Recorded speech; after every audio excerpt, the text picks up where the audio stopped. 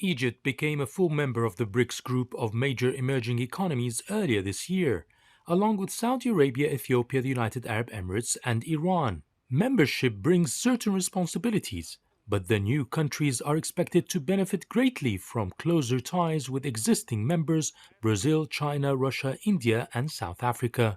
The first summit as full members comes in the Russian city of Kazan, and there's a lot of excitement over what it might bring. Egypt's membership has huge benefits for the country. At the summit, Egypt expects to strengthen bilateral trade and to land investment deals, especially in the very important infrastructure projects. Egypt also expects to increase trade cooperation in wheat and oil, as most of Egypt's imports of these two products are from BRICS nations. By being a member, many believe Egypt is trying to play both sides in an increasingly bipolar world and balance its foreign policies between BRICS and the West, which is dominated by the G7. It's trying to end its full dependence on the West and is looking at other options. Relations with China and BRICS is based on mutual respect, non-interference, and always a win-win situation, which is favorable for developing nations, including Egypt, that prefers this form of ties rather than the ones with the West.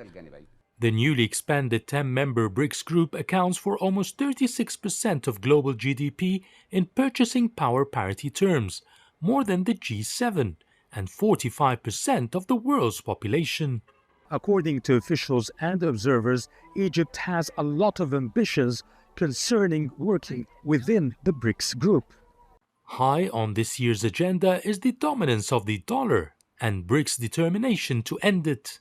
The greenback accounts for some 60% of global foreign exchange reserves, while the US only contributes around a quarter of global GDP. Egypt's representative at BRICS says the issue is an important one for the North African country.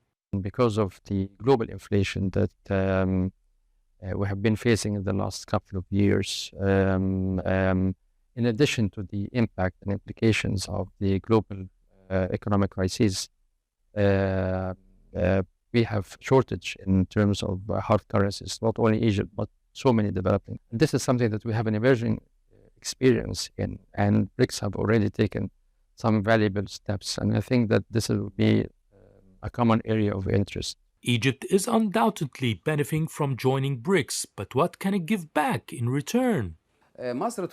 Egypt is a big country with a large population and a large consumer market. It's an influential country in the Middle East and a gateway to Africa. It has a strategic central location that would benefit BRICS nations and China.